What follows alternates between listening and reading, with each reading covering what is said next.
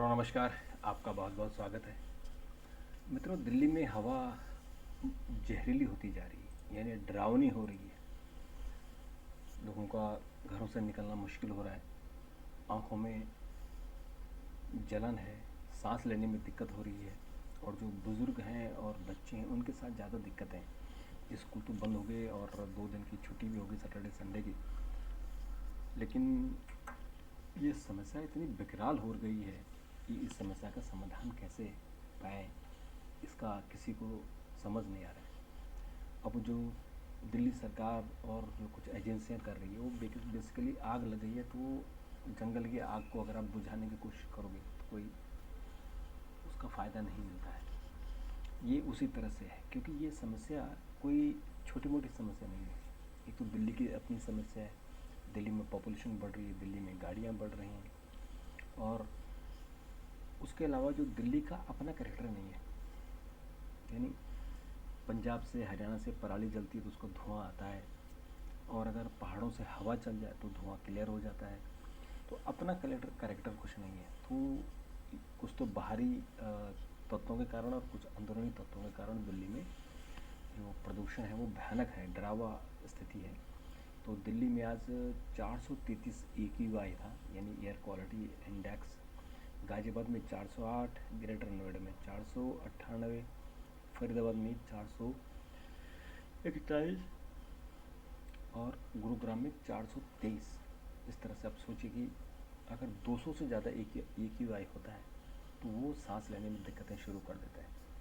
लेकिन ये तो 400 के पार है। आप सोचिए कि क्या स्थिति है। तो सबसे कहा गया है कि आप घरों से ना निकलें, लेकिन घरों से निकलें तो काम कैसे चलेगा, नौकरी चाकरी कैसे करेंगे, रूटीन काम तो नहीं चल सकता।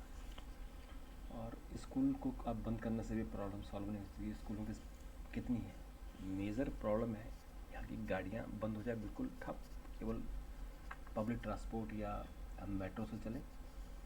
और दूसरा, जो बाहर से जो ये हवा नहीं चल रही, अब हवा नहीं चले उसमें कोई क्या कर सकता है, कोई पंखा तो लगा नहीं सकता है। तो एक गॉड क्रिएटिव है, जैसे कि एक्ट ऑफ गॉड कह सकते हैं कि भाई अब यहाँ हवा नहीं चलेगी, भगवान चाहेगा तो हवा चल जाएगी, हवा चलेगी तो ठीक रहेगा। यानी टेम्परेचर कुल मिला के जो एटमॉस्फेयर है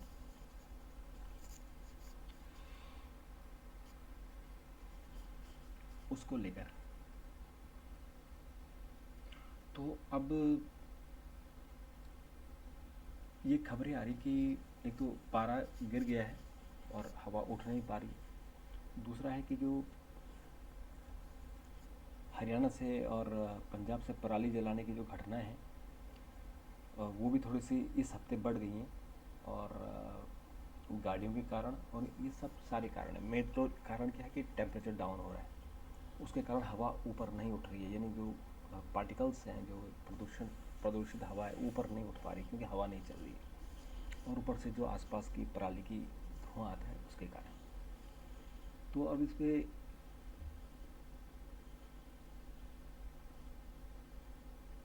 एक इसमें रिपोर्ट आई है कि इस प्रदूषण के कारण हर आदमी का जो एवरेज एज है वो उसमें 12 साल की कमी हो रही है। स्टडी, हालांकि ये सब फर्जीवाड़ा होता है, पर फिर भी हम मान लिया हमने कि कुछ तो नुकसान हो रहा है। क्योंकि जीवन और मरण तो ईश्वर के हाथ में। जिस दिन उसने लिख दिया कि किसकी उम्र कितने साल, तो उतने साल ही उसको ना कोई घटा सकता है ना बढ़ा सकता है। किसका जन्म कब होगा और किसी का मरण कब होगा, ये कुदरत ने तय कर रखा है। ये जो प्रदूषण है इसके कारण बीमारी होगी, स्वस्थ नहीं होगा आदमी, दवाइयाँ खाएगा, लेकिन ज़िंदा तो तब तक रहेगा जब तक ऊपर वाला चाहेगा। तो ये स्टडी आ रही है कि 12 साल उम्र कम हो जाती है। बिल्कुल बकवास, पैसा कमाने के लिए इस तरह की रिपोर्टें आती हैं। और मित्रों, इसके अलावा नेपाल में जो भूकंप आया था शुक्रवार की रात को, भयानक भूकंप, उससे 157 लोगों की मौत हो गई है और 6.4 उसकी तीव्रता थी। 159 हल्के झटके आए थे बाद में, और 215 के बाद ये सबसे विनाशकारी भूकंप है। प्रधानमंत्री नरेंद्र मोदी ने कहा है कि ये दुख की बात है, हम एकजुट होंगे इसमें, और जो भी मदद होगी भारत इसमें मदद करेगा। और मतलब मित्रों इसके अलावा मदर डेयरी का प्याज जो कि मार्केट में बहुत महंगा हो गया, तो मदर डेयरी ने इसको सस्ते दर में यानी 25 रुपये किलो के हिसाब से बेचने का फैसला किया। लेकिन मदर डेयरी की जब आप प्याज खरीदने जाओगे तो वहाँ आपको एक बोरा मिलेगा और लाइन लगी हुई कम से कम 1000 लोगों की। तो ये खबर छापने के लिए और थोड़ा सा शोबाजी करने के लिए कि सरकार कोशिश कर रही है कि आपको सस्ते में प्याज देगी, लेकिन एक्चुअल इतनी बड़ी दिल्ली में जहाँ 1.5 करोड़ की आबादी है वहाँ आप 1000 लोगों को दे दोगे और खबरें छप जाएंगी साहब 25 रुपये में दे दिया। सब बेकार बकवास की बात है। मतलब विजय मिश्रा एक गैंगस्टर एमएलए, उनको एक आर्टिस्ट थी एक लड़की, उनके रेप के आरोप में 15 साल की सज़ा सुनाई गई है। तो आज भदोही की एमएलए एमपी कोर्ट है, वहाँ सज़ा सुनाई है और 1,10,000 रुपये का जुर्माना भी लगा है। मित्रों इसके अलावा हमारे जो चीफ जस्टिस हैं उन्होंने आज हिंदुस्तान टाइम्स लीडरशिप अवार्ड में फंक्शन में उन्होंने कहा कि जो हम फैसला देते हैं अगर उसमें आपको लगता है कि कोई कमी है तो उसके लिए आप कानून बना सकते हैं। तो ये चीफ जस्टिस ने बहुत सही बात कही कि सुप्रीम कोर्ट कानून वही बनाता है जहाँ गैप होता है, यानी जहाँ कोई कानून नहीं। तो ये उन्होंने अच्छा कहा कि अगर आपको लगता है कि हमने ठीक नहीं डिसीजन दिया तो आप कानून बनाइए। और मित्रों इसके अलावा कुछ और खबरें हैं, जैसे कि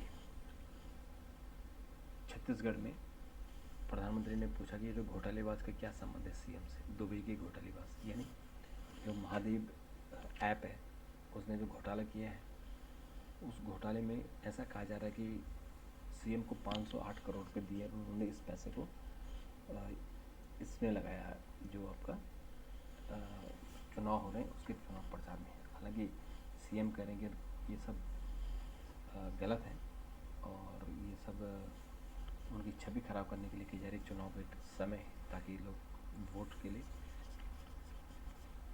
ऐसा करें। तो मित्रों इसके अलावा थोड़ी सी हम खेल की खबरें को करते हैं, क्योंकि आज इंटरेस्टिंग मैच था। आज ऑस्ट्रेलिया ने इंग्लैंड को हरा दिया और इंग्लैंड अपना जो अभी एक मैच शायद उसका और होगा, तो 7 में से केवल एक मैच जीती, 6 मैच आ रही। अगर आज इंग्लैंड जीत जाती तो ऑस्ट्रेलिया सेमीफाइनल में नहीं पहुंचता, क्योंकि इंग्लैंड तो डूब ही रहा था, वो ऑस्ट्रेलिया को भी डुबा लेता। अब ऑस्ट्रेलिया जो है तीसरे नंबर पर आ गया है और अब उसकी संभावना, क्योंकि उसका एक मैच और है, तो वो खूंखार टीम बन गई है, वो उस मैच को जीत सकती है। तो इसलिए सेमीफाइनल में अब भारत, दक्षिण अफ्रीका, ऑस्ट्रेलिया और न्यूजीलैंड का अभी तक लग रहा है कि ऐसा हो जाएगा, लेकिन वो डिपेंड अभी करेगा कि जो एक एक मैच है कि भारत का दक्षिण अफ्रीका का तो आज होगा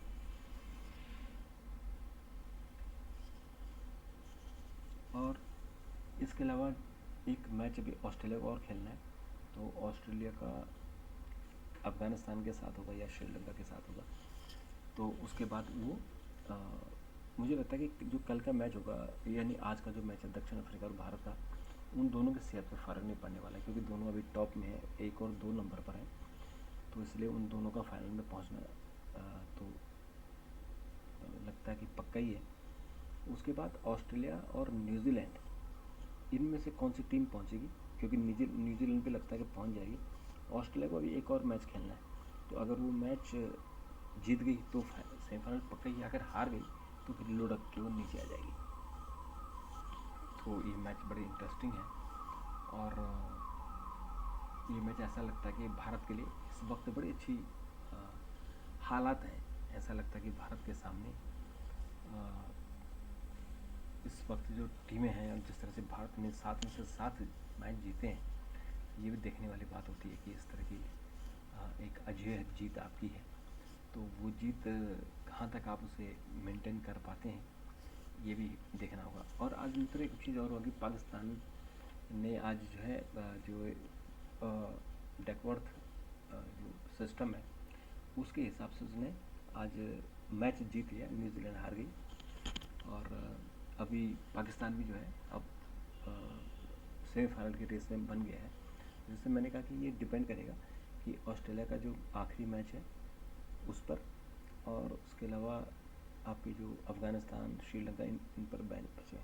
तो पाकिस्तान सेमीफाइनल में तभी पहुंचेगा कि अगर ऑस्ट्रेलिया हार जाती है, क्योंकि ऑस्ट्रेलिया हारने के बाद वो नीचे आ जाएगी।